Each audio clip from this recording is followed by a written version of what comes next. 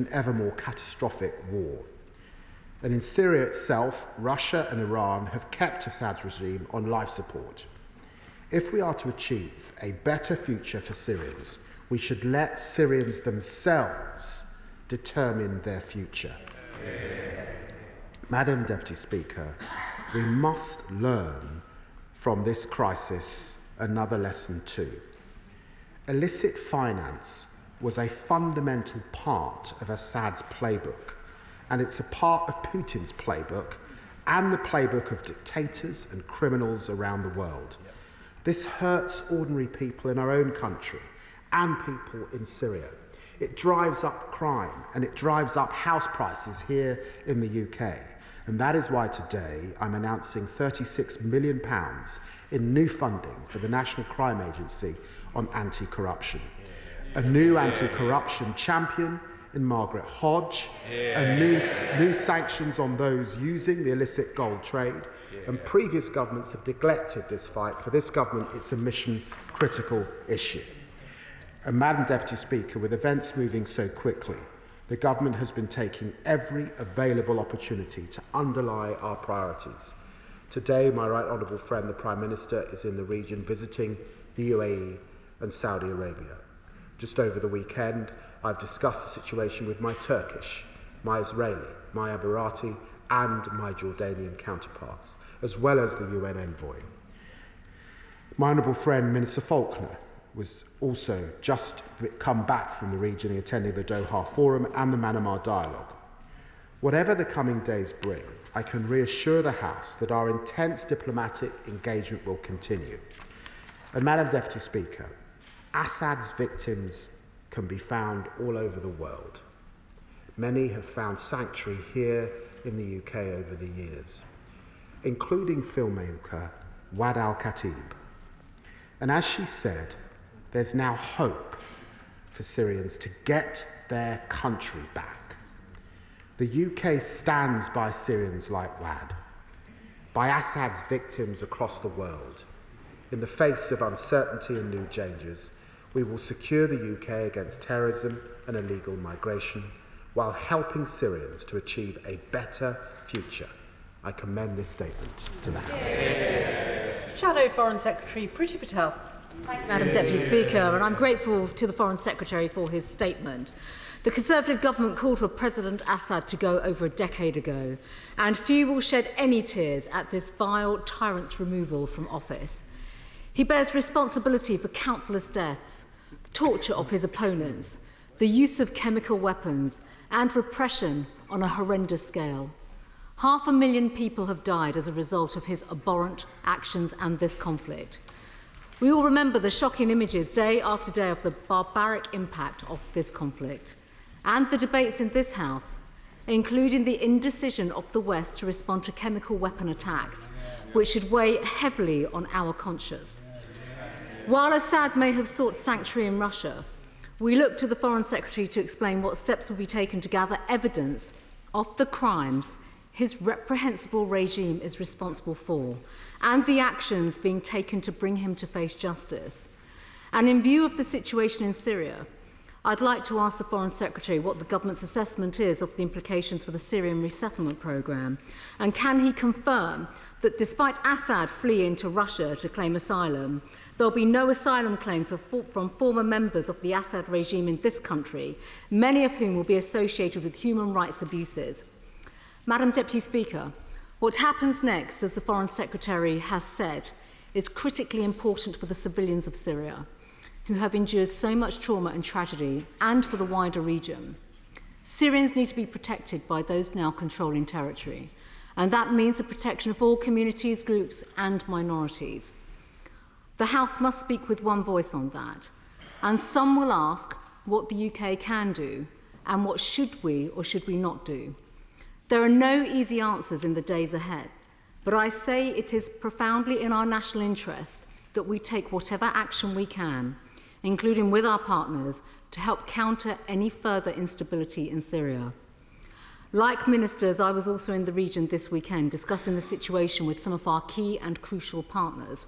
With large porous borders, violence, insurgency and the flow of weapons in the region, Can the Foreign Secretary give details of the work being undertaken to strengthen and secure the borders of neighbouring countries? And there is a significant risk of a power vacuum in Syria, which could lead to a breakdown of law and order, and of course a proliferation of criminal activities, including the smuggling of weapons and drug production on an industrial scale. So can the Foreign Secretary give an update on the actions being taken to monitor and respond to these criminal activities? Can he also comment on the risk to our security from foreign terrorist fighters being freed from prisons? And can he give his assessment of the risk of the state's weapons, including potential chemical weapons, falling into the control of those who would cause us harm and threaten our security? Instability can also fuel a rise in extremism, not only in Syria, and there is a risk that ISIS will seek to exploit the present situation, but at home this is also an issue. So can the Foreign Secretary inform the House as to whether a cross-government review of the security and defence implications and the implications for terrorism risks is underway? And of course, to what level can he share, and I appreciate this might not be fully in this House, what discussions are underway with our intelligence partners to counter extremist and security threats from the region itself? Hayat Tahrir al-Sharam's historic links to al-Qaeda and their ideology is too well known, and therefore they've been prescribed for good reasons. So can the Foreign Secretary give a timetable for the reported review of HTS and share the details of the legal mechanism he'll be using for that review? Can he give assurances that the government with its partners will be considering the potential threat that HTS poses immediately, both for Syria and the region, as well as our own interests? Security considerations, Madam Deputy Speaker, should always be a #1 consideration for us all. And we should not forget where this group originally came from. We need to be looking not just at their words, but at their actions. And for years, the Assad regime has been bailed out by the Russians, the Iranians, and Hezbollah. But with Russia now focused on its illegal invasion in Ukraine, and with Iran's presence in the region now depleted, can the Foreign Secretary give the government's assessment of how this change in Syria will affect the dynamics of the current situation in the time ahead? And what is the strategy for dealing with Iran, who still want a foothold in Syria to exploit and funnel the misery that we have seen for too long? While we must work towards a better future for Syria, I hope the Foreign Secretary will agree that we must ensure that this government remains alert and prepared for the risks and threats that could still emerge. Well, Madam Deputy Speaker, can I thank the Foreign Shadow Secretary for her remarks, and indeed she was in touch with me last week about her own concerns at what was taking place, and we were able to correspond. So I'm grateful for the manner in which we've been able to engage on this very, very serious issue. She raises quite rightly the terrible human rights record of Russia and Iran in backing this grim, brutal regime. And she's absolutely right that they should be held account for their actions. Now, she will know that we have not got a diplomatic presence in Syria at this time, and indeed the Syrians do not have a diplomatic presence here in the UK.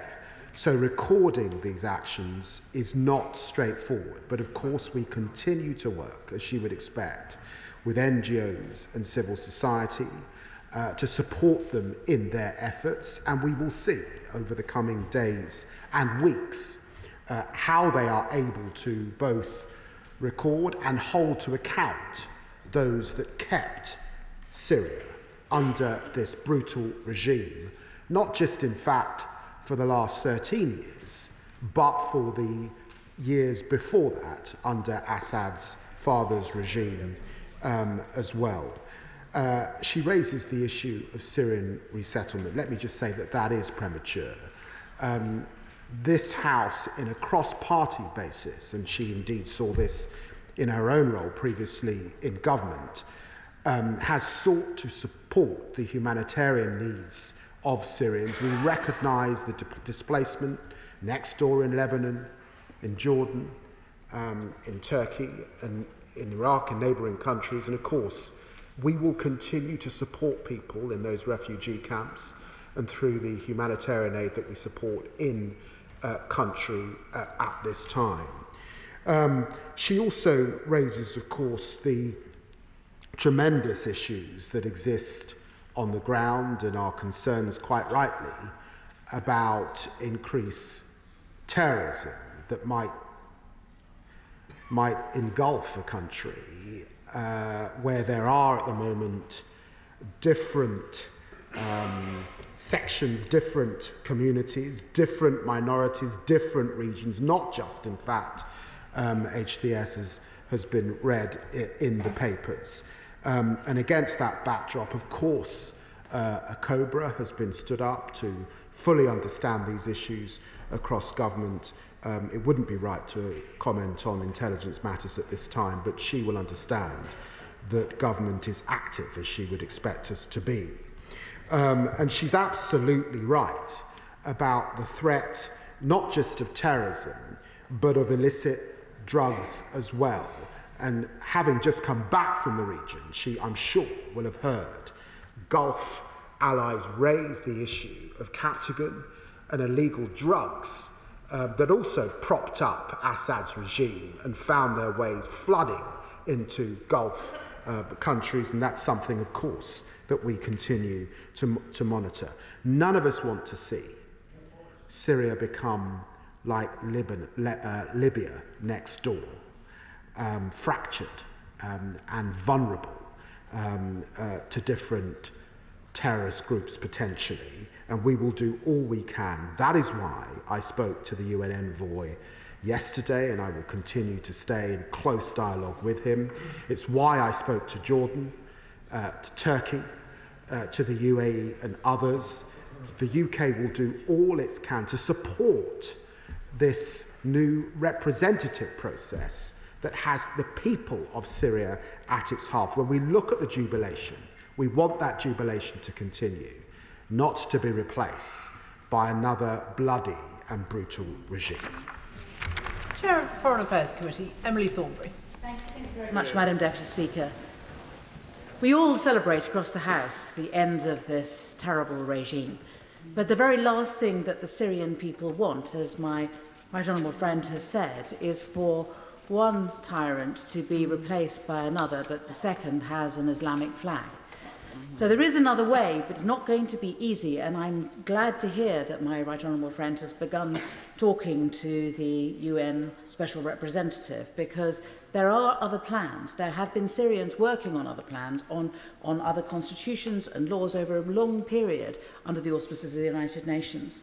But what is desperately needed now is to ensure that there are inclusive transitional arrangements put in place that can take Syria into a brighter world, into the sort of Syria that frankly has a political system that the long-suffering Syrian people need and deserve, and could give them the sort of country that this extraordinary multi-ethnic, multi-background country could do. So I hope that that is our priorities, and that we don't simply sit back and say, oh well, what can we do? Well, I'm very grateful to my right honourable friend for the question, and she's absolutely right, Madam Deputy Speaker. We have to ensure that Druze, that Alawites, that Christians, as well as Sunni, Shia, Muslims, Kurds, have a place in this vast, ancient and important country, and that they are protected, and that civilian life is protected. That's why Minister Faulkner just yesterday was speaking to representatives of civil society. And it's why I was discussing what happens now. For example, Iran supplied the oil to Syria.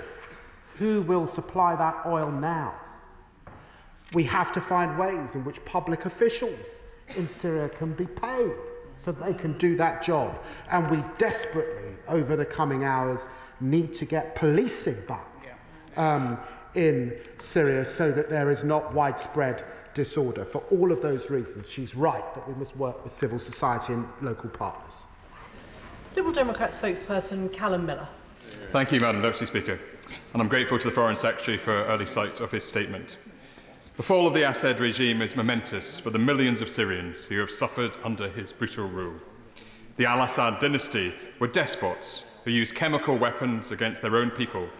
The images emerging today from Saidnaya prison illustrate the lengths the regime took to murder, torture and silence its opponents. So can the Foreign Secretary tell the House today what steps are being taken to ensure that both Bashar and his brother Maher al-Assad face justice for the crimes which they have committed? These developments create immediate strategic challenges for the UK. Can the Foreign Secretary assure the House that the UK is taking urgent action with our allies to identify, locate and secure the stockpiles of chemical weapons in Syria? And what assessment can he offer of how this change will impact Russian military capabilities, particularly in respect of its bases at Latakia and Tartus? Madam Deputy Speaker, there is joy for many liberated Syrians today. This has been a national process of liberation, not just that of any one group. And the international community must learn the lessons of other regime changes and seek to support a process of reconciliation and transition that is led by the Syrian people and not imposed from outside. So can the Foreign Secretary say in a little more detail how the UK will support an inclusive national process that leads to a fresh constitution and, in due course, free and fair elections? And can he reassure the House that any recognition of a new government in Syria will depend on sustained evidence that political, minority and human rights are being protected? The Foreign Secretary is right that the displacement of civilians from Syria under Assad has deepened the need for humanitarian support in the region. The Foreign Secretary mentions £11 million in emergency funding, but the annual drop in humanitarian and other aid to Syria from the UK from 2016 to 2022 was £289 million.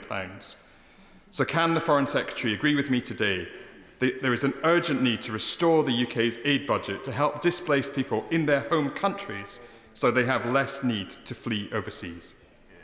Madam Deputy Speaker, Assad has fallen. We should act swiftly to support the UK's strategic interests in the region. We must do all we can to ensure that what rises in its place represents all those Syrians who yearn to live peacefully side by side with their neighbours. Well, I'm very grateful to the honourable gentleman for his question, and he's right to start by saying that Russia and Iran must be held to account for the way that they propped up this regime and supported a man that used chemical weapons on his own population. I hope that he welcomes the further sanctions that I announced and the appointment of Baroness Hodge to lead across government on issues of illicit finance. And of course we will work with others, including the French, on the actions that they have brought. He raises very importantly the issue of stockpiles of chemical weapons. Now, he will have seen that Giuliani has been clear that he will not use chemical weapons, and he will work with the OPCW on that issue going forward. We monitor that very, very closely. Any use of chemical weapons would be grievous, and the international community would have to come together to do all we could to support the Syrian people. He also raises of what more can we do. At this point in time, the key thing is to work with key countries in the region, particularly neighbours and Arab partners, to work closely with our E3 partners particularly, and the current US government and those incoming. That is the key combination, to do all we can to support Syria at this time. I mentioned the real concerns about disorder, the real concerns about energy supply and oil, and how we support the public sector to move forward in the appropriate manner, paid, so that people can do their job. And when he raises the point about aid, I think we should just reflect, were the British people and this Parliament and Parliaments before it not united in supporting Syria with a record amount of sums, more than any other country, in the world. Just imagine where Syria would be today, notwithstanding the amount of displaced peoples and the challenges that currently exist. Chair of the International Development Committee, Sarah Champion. Thank you, Deputy Speaker. Since the 28th of November, almost 1 million Syrians, most of them women and children, have been displaced internally due to the recent violence. More than 7.2 million Syrians are internally displaced and around 6.2 are long-term refugees, mostly in neighbouring countries. The Foreign Secretary is right to say that Assad's fall could allow millions of refugees to finally return home, but what comes next could also escalate the country's displacement crisis. So can he tell us some more about what steps he's taken with our partners on the worst-case scenario? And will he commit to continuing, indeed increasing, our support for host refugee countries, Turkey, Jordan, Lebanon, for example? Well, my right honourable friend raises these issues with tremendous experience. She will know that Syria faced the most displaced people internally, of course, that provides various pressures. And of course, if chaos or further violence were to ensue over the coming days, there would be further displacement within the country. And she rightly raises the issues for neighbouring countries, all of whom have been very keen to speak to me and this government about the pressures that they would face from further displacement. So I want to reassure her that that has been something I've discussed, particularly with Turkey and with Jordan at this time, and they want to work with us to make what is coming in Syria work as best it can for the local population. James Cleverly. Syria now presents a toxic mix. It is a large, heavily armoured but now ungoverned country. There are a range of militia groups affiliated to both state and non-state actors. It has a number of fragile neighbours, and we are at a fork in the road moment. So rather than talking about Syria with neighbours, what specific action will the UK government take to ensure that we maximise the chance of success and minimise the chance of failure? For example, will we re-establish a diplomatic presence in Damascus, and if so, on what timescale? And in the period now ahead of the inauguration of President-elect Trump, what action will we take with the American administration to make sure that there isn't a hiatus before the Trump administration takes formal office? Well, I want to reassure the honourable gentleman that, of course, we are talking to the American administration. Now, I know when he was Foreign Secretary, he tried to move quickly, but announcing within 24 hours that we're reopening an embassy in Syria would be hasty. The pressing issue at this time is the humanitarian aid issue, is working with partners to ensure the issues around energy and order that I think all are raising with us. And of course we will continue to reflect on our ongoing diplomatic relations with Syria. He will recognise too from his time in office that we have particular concerns about the northeastern corridor in Syria and some of our real counter-terrorism and Daesh concerns, which is of course number one in UK considerations. Dan Carden. Thank you, Madam Deputy Speaker. Can I welcome everything in the Foreign Secretary's statement today, and he's right that we mustn't be blind to the risks of this moment. I'd just like to ask him about two groups. Firstly, the millions of Syrians who have fled Syria over past decades, and what his hope is for them in this future process. And also the Kurdish community. It was one of the largest ethnic communities without a state, and I wonder what hope he has to engage them in this process for the future. Well, he's right to raise, of course, the displaced people, many of whom are beginning that journey back home. I think the important thing is that they go home to a country that continues to fuel the hope in their hearts and can cope with this new increased population that will no doubt be in demand of public services. And he raises the Kurdish minority group also in the country. As I have said, as the UN envoy has said, this has to be an inclusive country that has a place for everyone. But he will also recognise that in that northeastern corridor, we work with all partners, but we keep a close eye on anything that comes anywhere close to terrorism. Sir John Whittingdale. Does the Foreign Secretary agree that we should not be surprised that one war criminal, President Putin, is now sheltering another war criminal, Assad?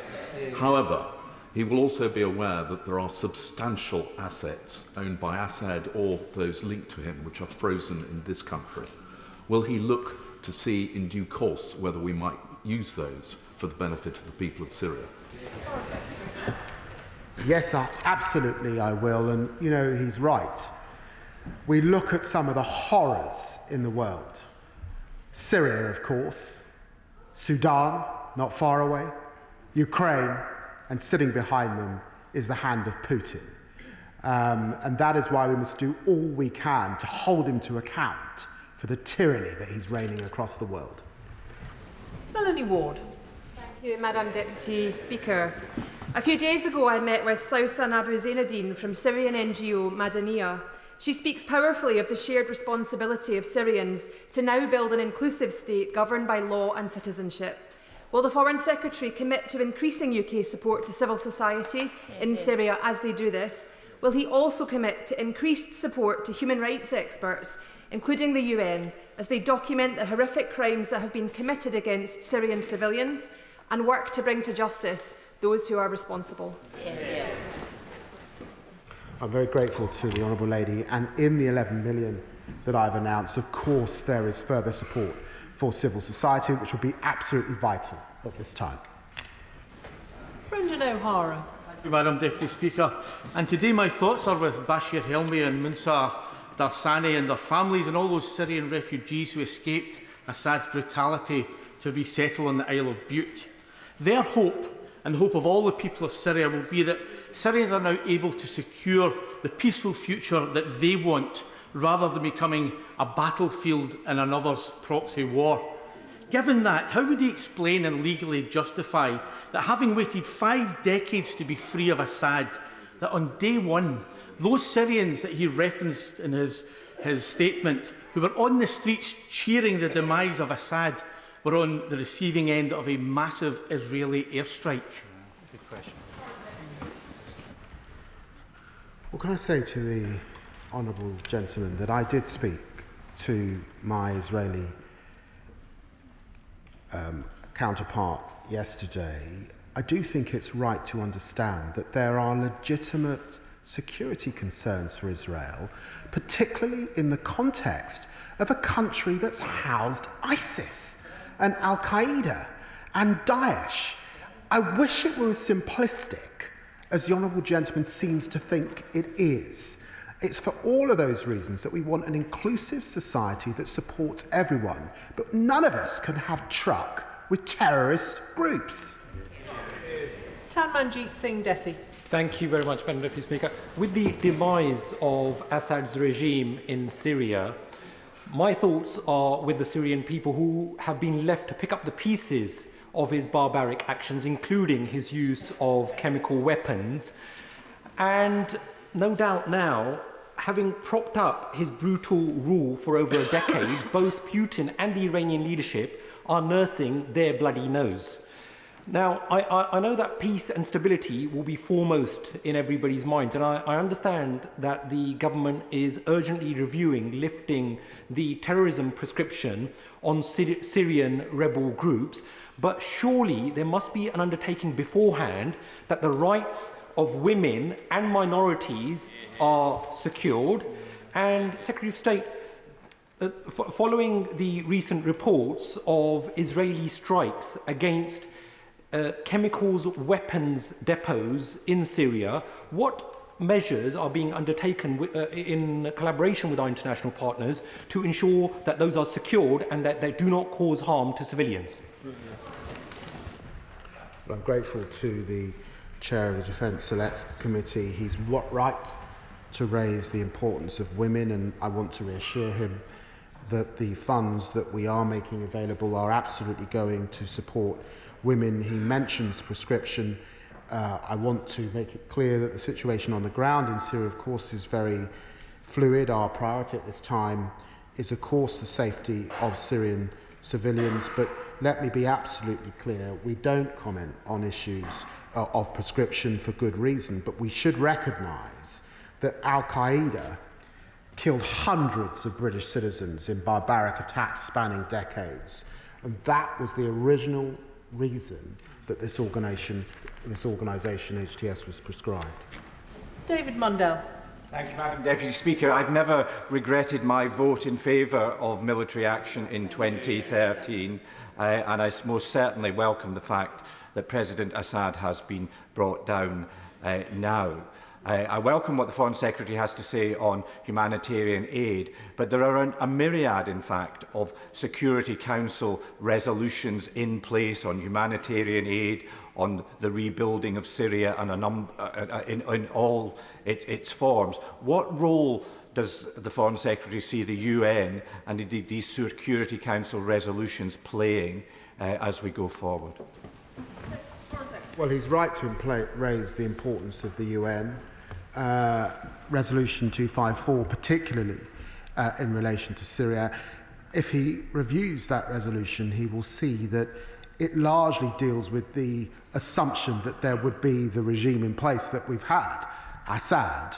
So it is important to support the UN Special Representative at this time. I think there must be, if Syria is to succeed, a greater role for the UN, and of course I intend to discuss these issues with the Secretary-General and others in the coming days and weeks. David Taylor. Thank you, Madam Deputy Speaker, and I share the delight of my Syrian friends that Assad has gone, and I only wish that the world had acted to support the Syrian people sooner, and that our dear friend Joe was around to see it. I want to pay tribute to Minister Faulkner for meeting with the British-Syrian Consortium over the weekend in Doha, and I look forward to our further meeting with him and them in due course. Now, despite the denials of Assad's and the downplaying of Assad's crimes over the years, including by some members of this House, what is undeniable is that there are hundreds of thousands of people imprisoned by Assad, including in Sednaya prison. Madam Deputy Speaker, there is an urgent need to release those prisoners. Some of them are several stories down, and there are reports on the ground that people are unable to free them at the moment, such as the electronic locks that they put on these gates. The white helmets are on the ground at the moment trying to unlock these gates so that these people can be free. But there is a real worry that they're not going to get to them in time, and that people are going to starve and that they're going to run out of oxygen even. What can the British government can do and the international community do to ensure that in the next 24 hours more support is given to get technical support down onto the ground so that we can unleash those doors and get those political prisoners free? Well, my honourable friend raises a really important issue, and I saw a scene of a young child, toddler, effectively walking out of a prison. So grim was the Assad regime. This is an issue that's commanded a lot of attention in the last few hours. We will continue to support civil society and the public services as best we can to get those individuals out. He will recognise that's against the backdrop of some constraint. We do not have a diplomatic presence in Syria, and we have not had for a very long time. But because he also mentions prisoners, we should never forget the 100,000 or more people who have simply disappeared.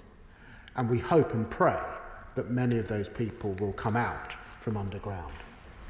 Sir Julian Lewis. May I gently remind the House that one should never idealise the oppositions in these scenarios, and some of what I've been hearing today reminds me very much of what I heard in this House after the downfall of Saddam Hussein and Muammar Gaddafi. The truth of the matter is that in Syria it's a choice between monsters and maniacs, and I don't regret my votes either in 2013 and 2015 when the coalition wanted to bomb first one side and then the other in the same civil war. So can the Foreign Secretary throw some light on what he expects Turkey to do, having supported the Islamist opposition, now that it will be face to face with its Kurdish enemies?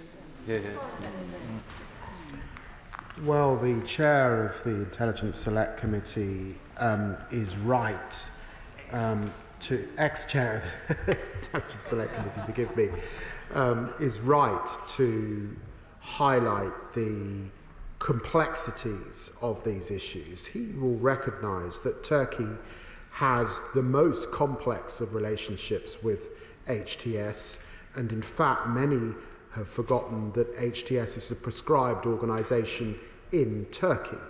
They also have legitimate terrorist concerns that they have raised with this country on a number of occasions. Notwithstanding the complexity of the situation, we have to work with all groups in an inclusive manner, but I am minded to be really, really clear that in terms of the UK, we remain concerned about Daesh and extremism in some of the camps that we know exist in the northeast. We're very vigilant about those issues, and we're happy to work, or we have to work with Kurdish minority groups in order to assist us in that enterprise. Debbie Abrahams. Deputy Speaker, I wonder if my Right Honourable friend could share his assessment of the impact of the events in Syria on the stability of the wider Middle East, particularly thinking about Palestine, Israel, Lebanon. And is there a particular role for UN Blue Helmets beyond the existing buffer zones, given what's happened around the Golan Heights? Well, the Honourable Lady raises an important issue. On the one hand, some of what we're seeing in Syria is as a consequence of a diminished Hezbollah, a diminished Iran. On the other hand, we don't want to see further friction between Syria and its neighbours and those in the region. I saw the tanks that moved into the Golan Heights. I spoke to the Israeli Foreign Minister yesterday. He said that he believed that that was temporary, and it's in response to what they see as a breach of the agreement struck in the 1970s between the two parties, given that the Syrian regime have now fled that border. I hope that that is temporary, but I recognise the security concerns that do exist. Dame Karen Bradley. Thank you very much, Madam Deputy Speaker. The situation in Syria is inevitably going to lead to changes and increased pressure on migration routes. So can the Foreign Secretary confirm what steps the government has taken so far with regards to asylum claims from Syrian nationals?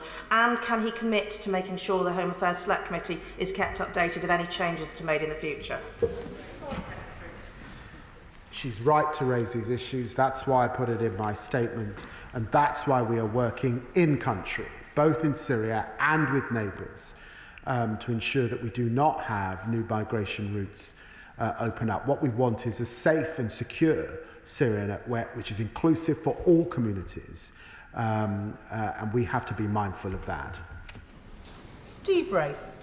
Thank Madam Deputy Speaker. As with many cities, Exeter is home to a Syrian refugee community who are frankly delighted by the demise of Assad's appalling regime. Can the Secretary of State tell me what efforts the government is able to undertake to support an inclusive political settlement that includes all of Syria's ethnic and religious groups, including, of course, the Kurdish community, potentially on the federal model that has proven to be successful elsewhere in the region? Well, I'm grateful to the question, and I want to reassure him. We recognise that many Syrians who have found a home here in the United Kingdom are here specifically because Syria was not an inclusive place. So when we keep in mind and hold out for that inclusive place, our intent is to work with partners to try and bring that about. But the truth is, this has got to come from the Syrian people. The best we can do is to support public services, to support civil society. Long gone are the days when a P5 member such as ourselves seeks to construct the terms under which freedom is achieved. We have to work with partners on the ground. Richard Tice. Thank you, Madam Deputy Speaker, and we welcome the Foreign Secretary's statement on this fast-evolving situation.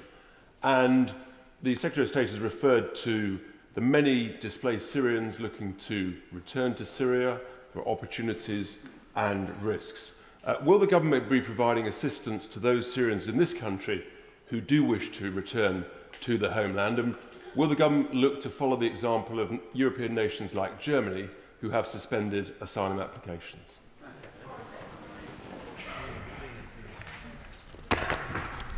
I have to say that has not been put to me in the last few hours. The issue that's been put to me is the humanitarian need in country, the humanitarian support for neighbours.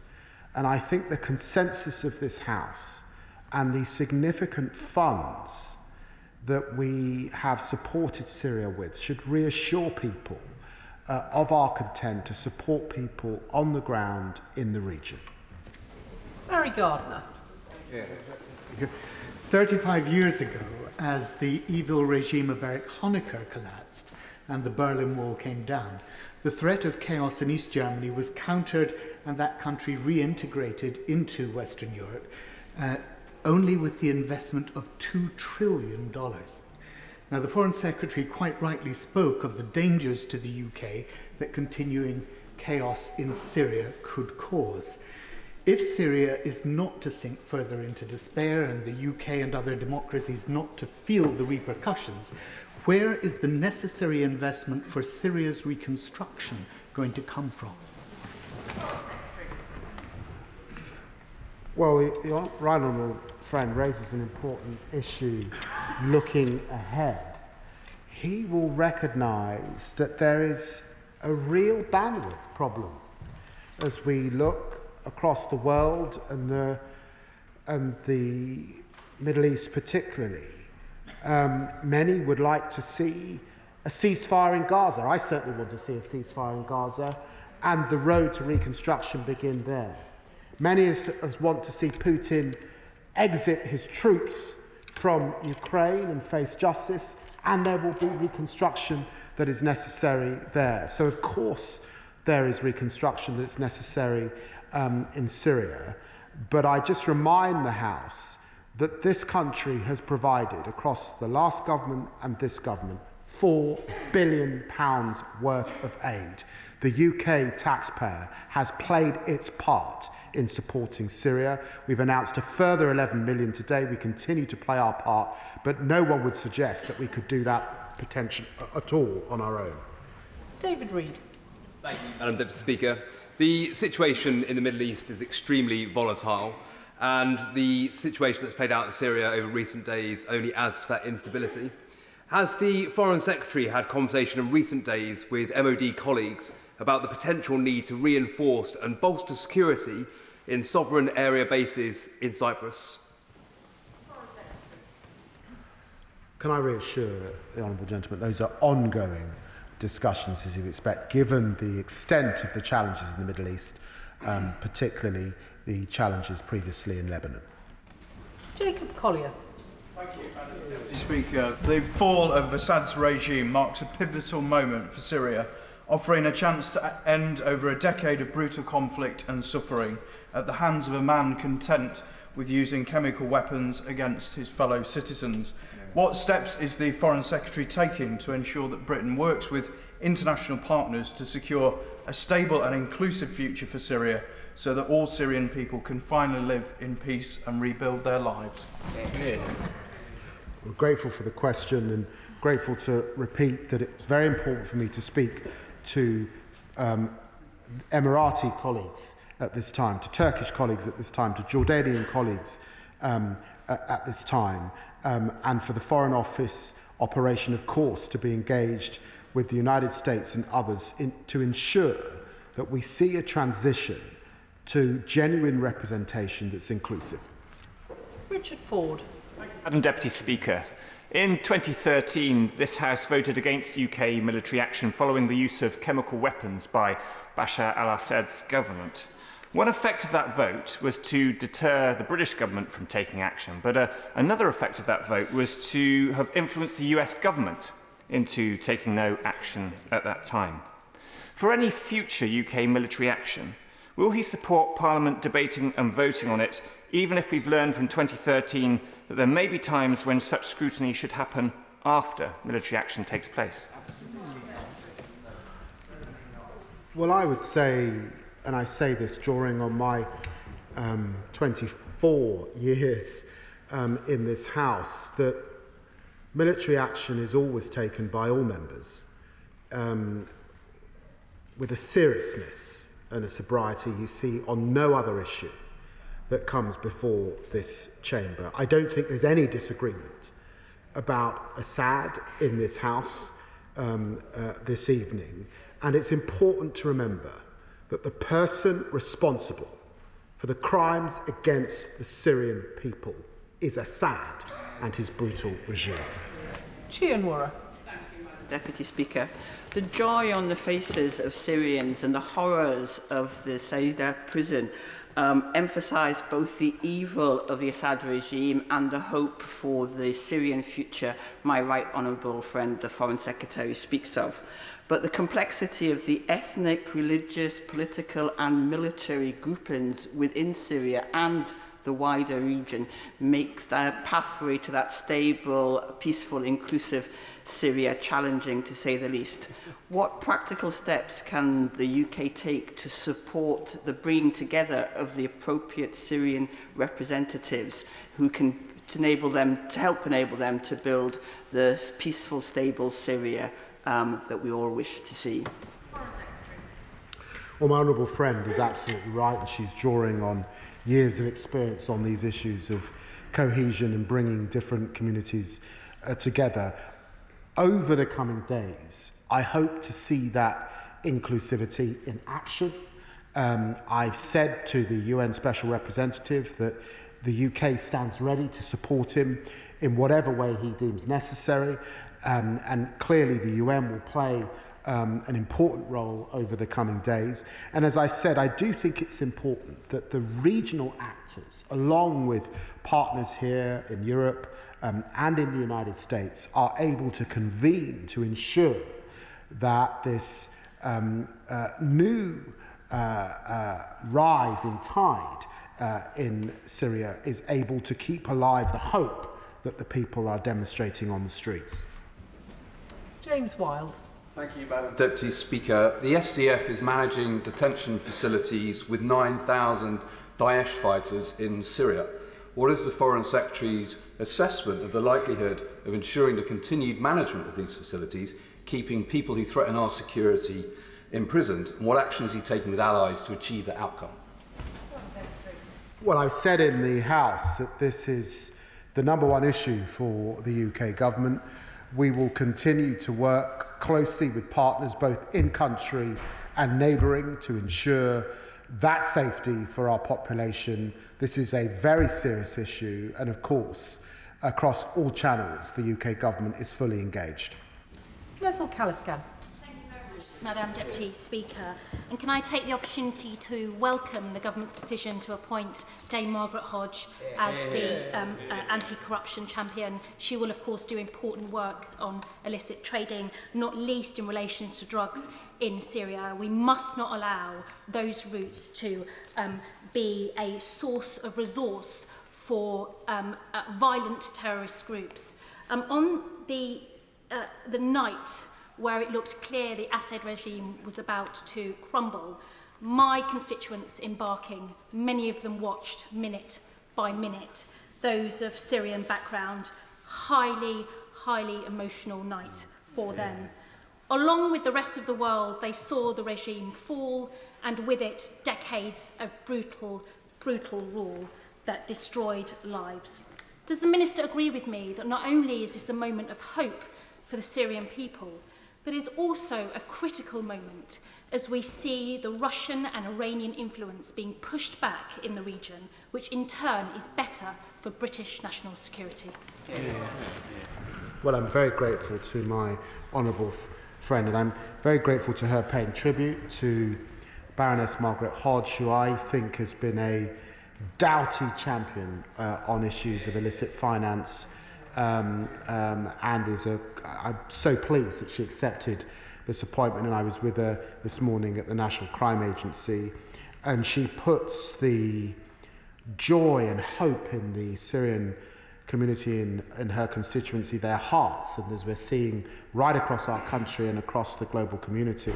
And we have to do all we can to support that and hope and pray that Syria moves into a brighter future, understanding that this is, one of the most ancient of countries that has been a home for so many communities and is one of the centres, really, of the birth of civilization. Samuel Wilson. Speaker, I think we all welcome the fall of the Assad regime, but it is important that he and his henchmen be brought to justice eventually. The problem, of course, is that, as we have seen in Iraq and Libya, the fall of a dictator swiftly like this leads to a dysfunctional state, with all of the potential for immigration, illegal immigration, terrorism, and many other problems. Is it realistic, and what can the Minister say in relation to, first of all, Britain's role in ensuring that Syria does not become a dysfunctional regime, that secondly, we prevent terrorism from moving from there into other parts of the world, and importantly, those who genuinely will have to seek asylum, what grounds can we take for dealing with those on the ground rather than pushing them in the hands of the people smugglers? Well, the honourable gentleman centres justice at the heart of what he said, and he's absolutely right that quickly the joy will turn to an accountability for what went before, and I suspect we may see it coming out of the prisons as people begin to interrogate what happened to those 100,000 that disappeared. That people will want to hold those responsible accountable, and that's understandable. He also raises the importance of the counter-terrorism issues. Daesh's ability to direct and enable and inspire attacks within our country is significant, and we've seen them behind a lot of global events. That's why we're proud of the part that we play in the global coalition against Daesh and the work that we do in northeastern Syria particularly. Clive Efford. Mr. Speaker, what discussions are taking place with Turkey? Because the SDF in the north and the east of Syria are doing an important job in containing Daesh fighters, and it's essential that they're able to continue to do that. So does the Secretary of State, Foreign Secretary, fear that the actions by Turkey may actually have a detrimental effect on the job that they're doing? I want to reassure the my honourable friend that I've had a good working relationship with the Turkish Foreign Minister Hakan Fidan. I spoke to him yesterday. I spoke to him last week, in fact, also in Malta. And I fully expect Turkey, as a member of NATO and a close friend of our country, to continue to work together on those pressing issues, recognising the threats to Turkey, but also the threats to the United Kingdom as well. Saqib Bhatti. Thank you, Madam Deputy Speaker. I thank the Foreign Secretary for his statement. I know it's a fast-evolving situation. In the coming days and weeks, he's going to have a think about the issue of diplomatic relations with Syria. Does he agree with me that one of the prerequisites to that relationship must be the handing over of any chemical weaponry that Assad has left behind? And will he work with the international partners to make sure that that chemical weaponry is taken off the hands of anyone who wants to retain those, so it is destroyed and doesn't fall into dangerous hands? Good point. Well, in so many ways, this horrid story, or at least the global attention on this horrid story, begins with the use of chemical weapons. It would be fitting to see them absolutely destroyed and taken away so they can be never used again. And it has been important to seek clarification that those who have led this rebellion are working with the OPCW and have set themselves against any use of chemical weapons and the preservation of those stockpiles. Calvin Bailey.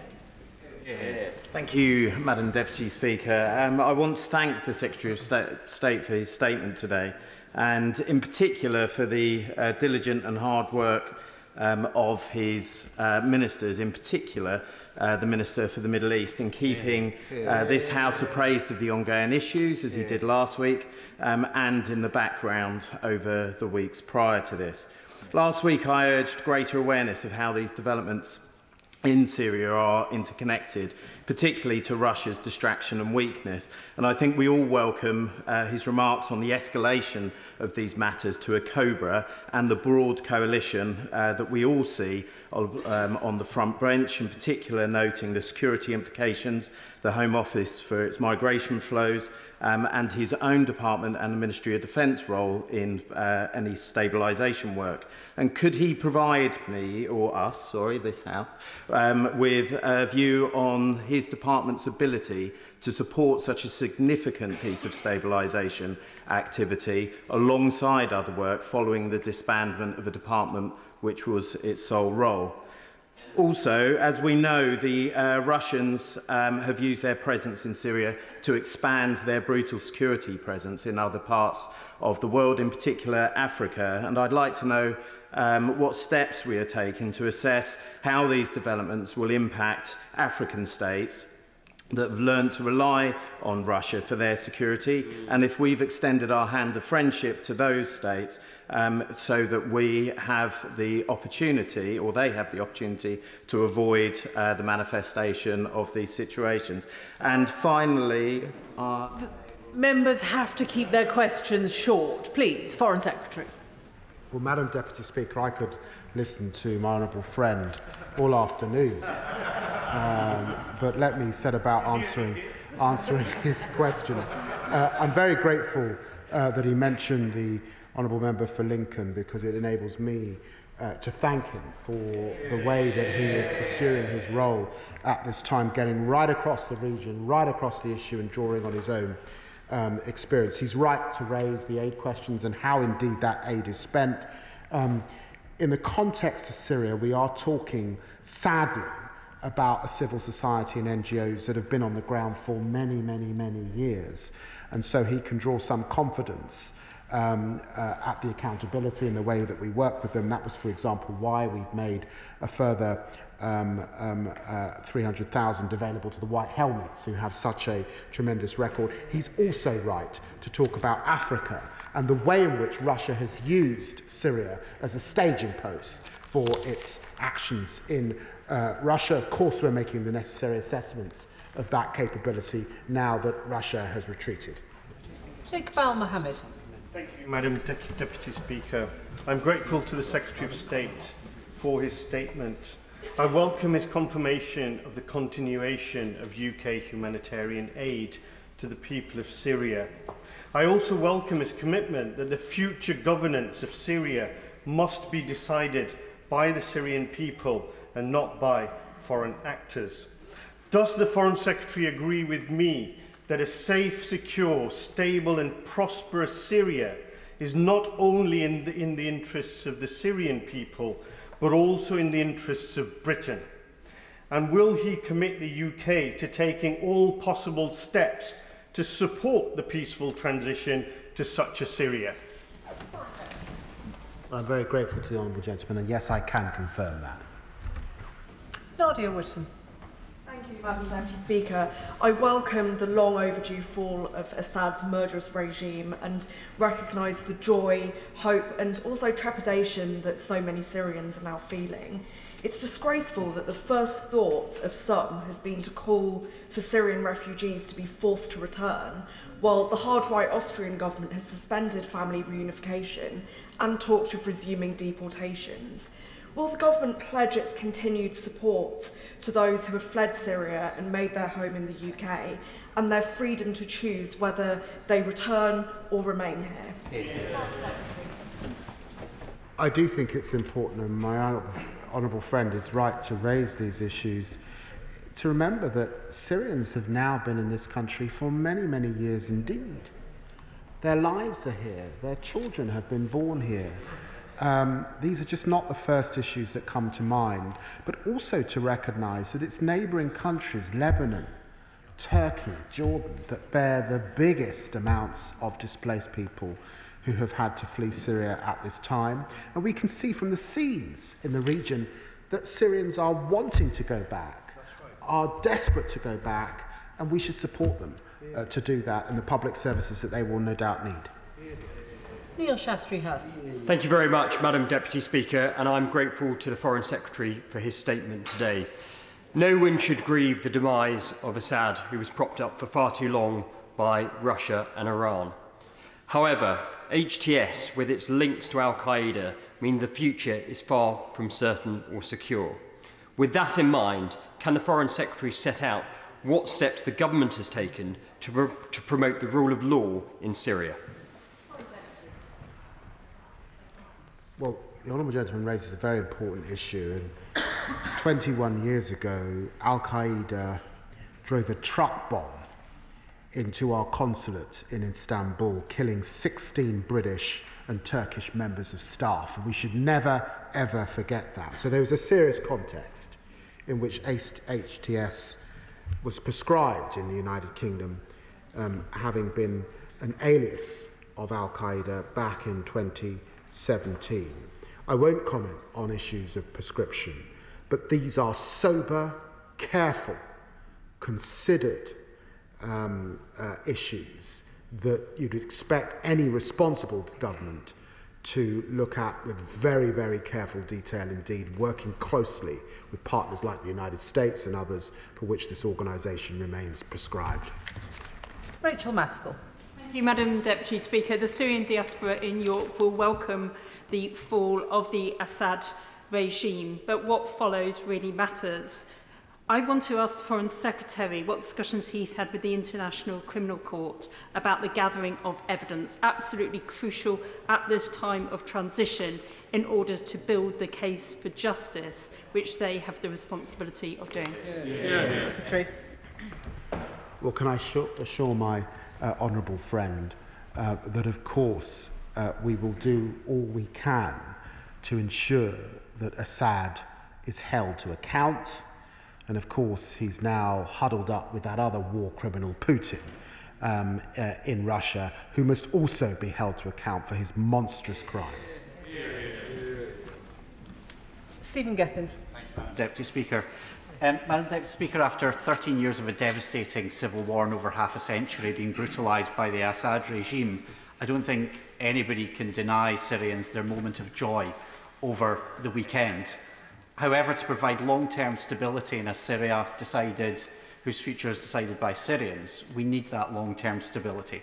So can the Foreign Secretary tell us, in the medium term, what work is being undertaken to analyse the situation by the Office for Conflict Stabilisation and Mediation, and will that be made available to the House? And in the shorter term, as we respond immediately, we've seen what can happen in other places after that moment of joy, and what lessons does the Foreign Secretary take from Iraq and Libya? Well, can I assure the honourable gentleman, it's very worrying what has happened in Iraq and Libya, the vacuum that has engulfed those countries once a dictator left, and that leads then to sectarian violence and groups upon groups, and then a haven for terrorism. It's deeply, deeply worrying, which is why, despite the joy, we remain cautious, keen to work with partners on the ground, keen to support civil society, keen to encourage an inclusive society, as has been indicated by the UN Special Representative, and we will continue to do all we can to avoid the quagmire that could replace the fallen dictator. Richard Bergen. Madam Deputy Speaker, and thank you to the Foreign Secretary for his statement. It's been deeply moving to see Syrian families reunited after years in Assad's prisons. In relation to the wider situation, of course, it's important we learn the lessons from the past, not least from Iraq and Libya, where what replaced the dictatorships were years of even greater chaos and disaster for those people. Many countries are militarily involved in Syria, and obviously people don't want our military resources or troops being dragged into more wars in the Middle East in the future. So can the Secretary of State assure us that, distinct from welcome humanitarian aid, there'll be no military resources or personnel sent into Syria?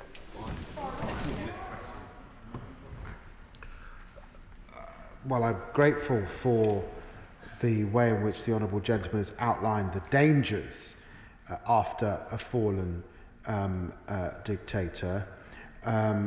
He will understand that it would be wrong of me to comment on operational issues, but I find the scenario that he raises highly unlikely. I've used that on 3 occasions. Jeremy Corbyn. Thank you, Madam Deputy Speaker, and I thank the Foreign Secretary for his statement.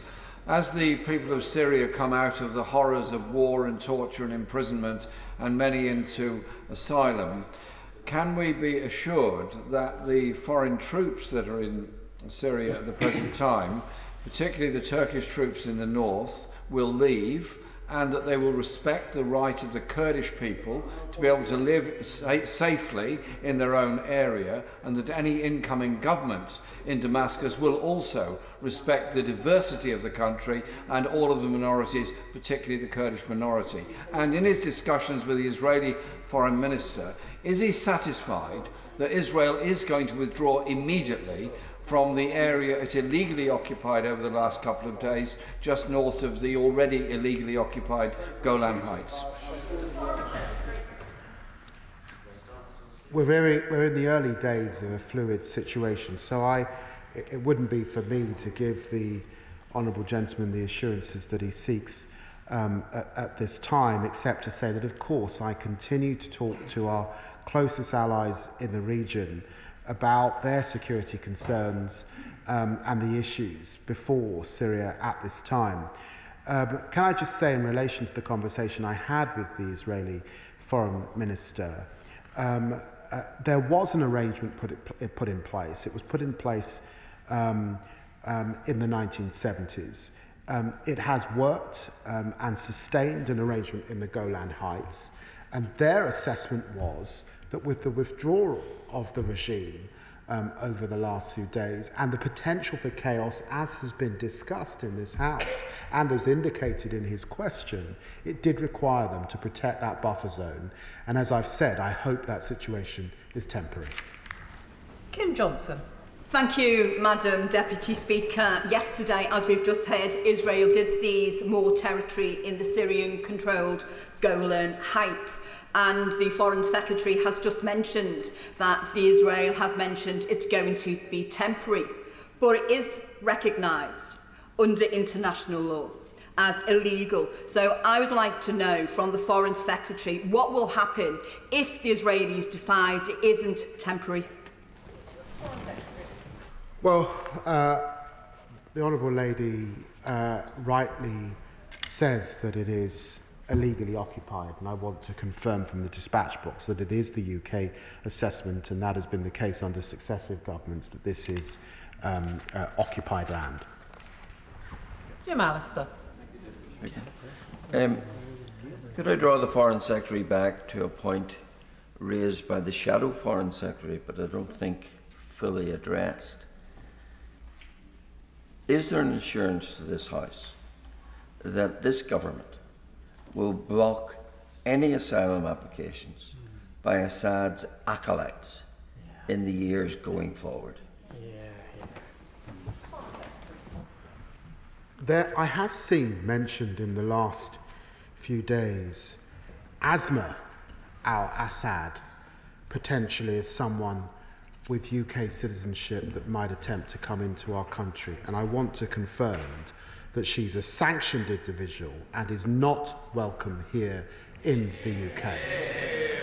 And having appointed Margaret Hodge to her role this morning and taken such action on sanctions, more sanctions in the last 5 months under me than we saw even before in that space of time, let me reassure, I will do everything I can in my power to ensure that none of that family find a place in the UK. John Slinger. Deputy Speaker, I should declare an interest in that several years ago I advised the moderate Syrian opposition coalition and other moderates. Does my right honourable friend agree that it's important, in order to ensure that the Syrian people are at the heart of the new Syria and to strengthen stability, that the new political structures are democratic and pluralistic, that the moderate opposition, who have dedicated themselves to planning for this day ever since the horrors of 2011, are closely involved, and that engagement with our allies and the United Nations, which I know is ongoing, is prioritised, particularly given UN Security Council Resolution 2254. Well, I'm very grateful to my honourable friend for that question and for his work and experience and dedication to these issues over many years. There has been a lot of focus on HTS, but he will recognise that those who freed Damascus contain many groups. There is many groups that make up the opposition. They come from different positions. When we talk about an inclusive Syria, it's got to be a place that includes all of them. And he's right to put on record those groups that we have, in our own country, have been able to work with over many, many years. Jim Shannon. Madam Deputy Speaker, can I thank the Secretary of State very much for his statement. And while the downfall of the Assad regime is to be lauded and that Damascus has been liberated, the same Damascus, of course, which was the earliest, one of the earliest places for Christianity being taught and preached, and as the Bible is mentioned, often mentioned in the good book in relation to that. The free world has failed in the protection of minority groups and religious beliefs, and need to be mindful that Turkey and Turkish-led terrorists are at this current time attacking Kurds in northern Syria. Since 2018, Turkey has killed, it is estimated, some 300,000 Kurds in northern Syria, with another 300,000 today facing that same fate. Furthermore, as Damascus has gained freedom, minorities in Syria must be protected against a very brutal and violent and evil HTS. So will the Secretary of State ensure that this transition peace government will engage to protect all religious minorities in Syria? Thank you so much. Well, the honourable gentleman's right to remind the House of the ancient nature of Syria and the many, many religious communities that have found a home and make up Syria over those hundreds, thousands of years. We will continue to work with all such groups, and I think in his question it underlines the complexity and the challenges for Syria as we look ahead. Damien Egan. Thank you, Madam Deputy Speaker. Members across the House, including the Secretary of State, have talked about the religious and ethnic complexities of Syria.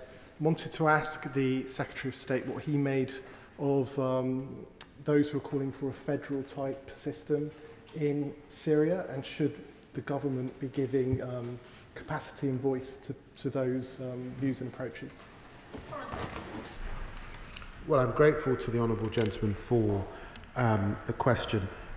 There have been a number of propositions in the last few days, all of which merit further scrutiny and understanding I'm not going to back, as the UK, any single suggestion. I do think it's important that these should come from organisations on the ground. I think it's important that we continue to work with regional partners. And I stand by what I said before at the dispatch box. Long gone are the days in which in the UK Foreign Office a plan is drawn up, presented as if this is the plan. That cannot be the way. We've got to work with the grain of Syrian society, as complex and diverse as he rightly suggests it is. Alex Sable.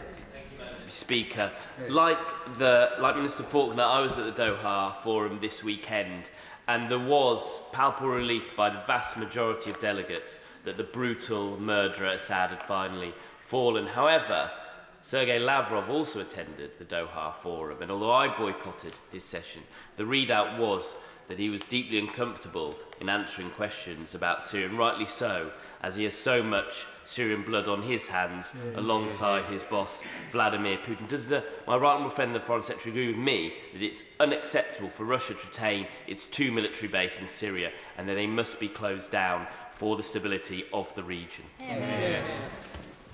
Well, my honourable friend makes a very strong point, indeed, about Russian capability and desire, those 2 bases that exist, those bases that also run operations into Africa and support militia groups in the African continent, and the long-standing cynical desire of Russia to have a deep-sea port in the region, which sat behind why Putin supported Assad in the first place. We see you, Vladimir Putin, in this Parliament.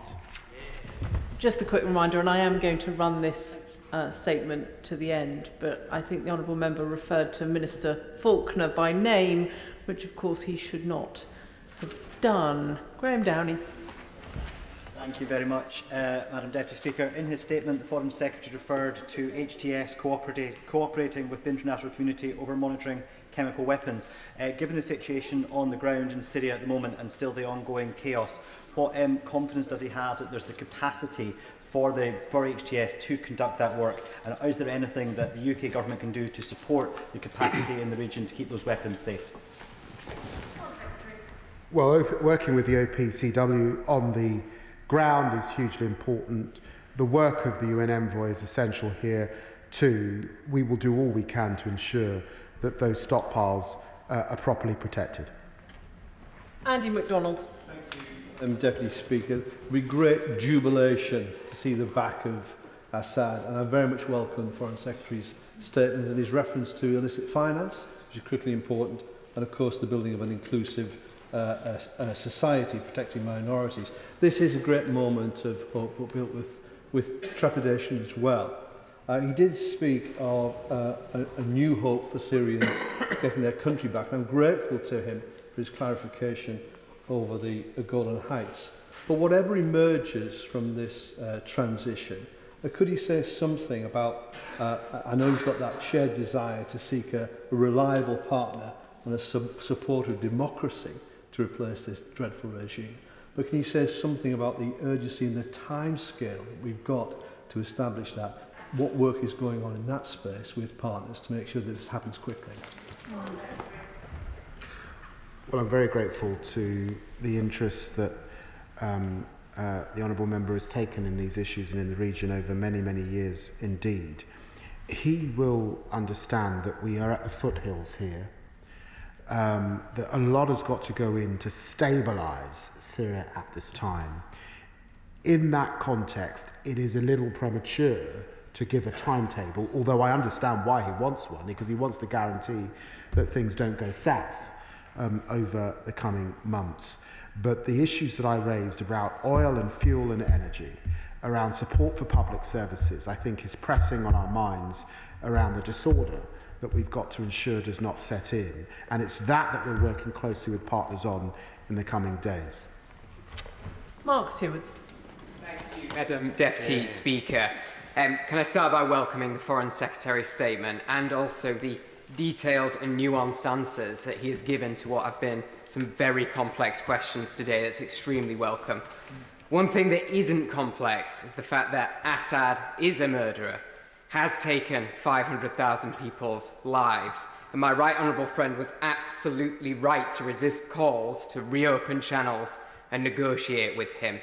So I have two questions, one simple, one not so simple. The first is, does he agree that every single member of this House should welcome the downfall of Assad? And the second question is, does he have thoughts on what this means for Russia now? Given their catastrophic failure in Syria, will it change their behaviour in other conflicts? Will it change their behaviour in Ukraine? Well, I'm very grateful to the honourable gentleman for his question. I think he can feel in this chamber the united position on Assad. We are one of the great democratic chambers of the world, and that's why we know a dictator when we see one, and we call that out across the House.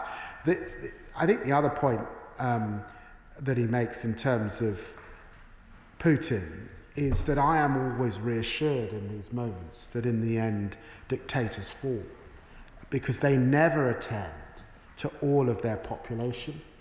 They always suppress the will of minority groups and opposition, and in the end they have to run their countries with a sort of horrible, horrendous iron rod, because they know, as we saw with those statues coming down, that there is a target on their back. That's the heart that I take in relation to the future of Vladimir Putin. Joe Morris. Thank you, Madam Deputy Speaker. I want to echo the calls welcoming the downfall of the brutal and evil Assad regime, and just press the Foreign Secretary a little on what steps the government will take to preserve all humanitarian routes available and to ensure that the moderate, prosperous and indeed multipolar Syria emerges from the present situation. The 11 million that I've announced, further aid that supports those civil groups, the conversations that I've said today with regional partners to ensure that those routes are available, and you know, it's good to see people feeling able to return home. Peter Swallow.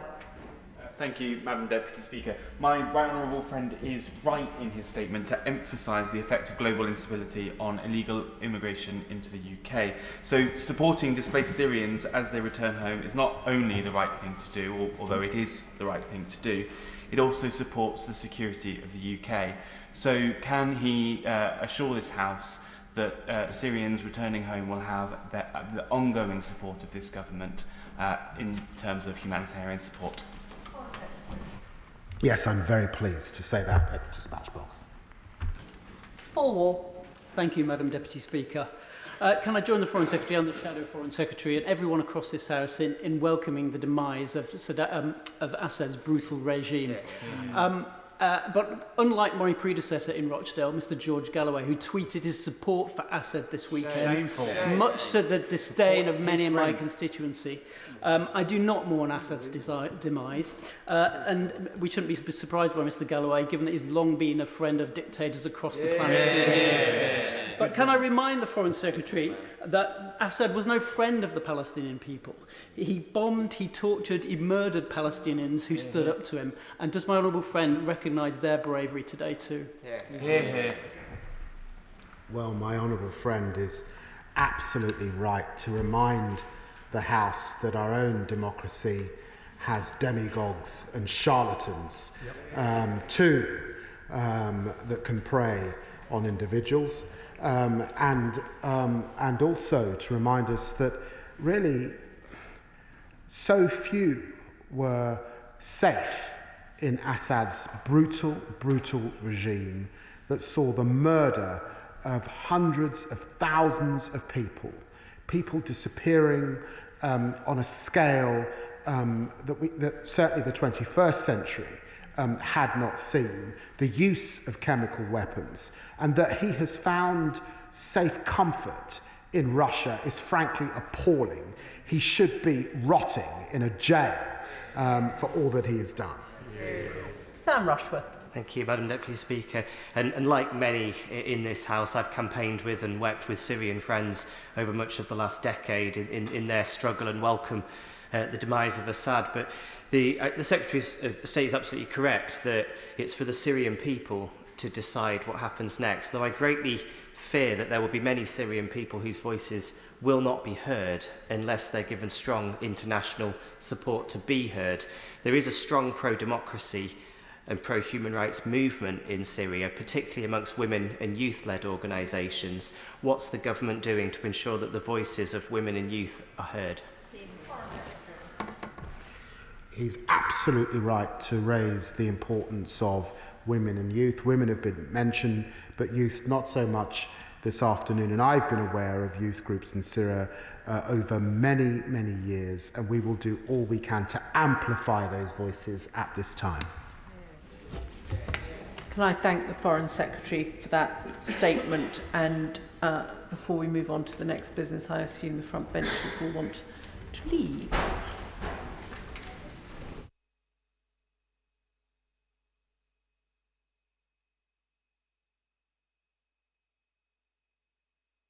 Presentation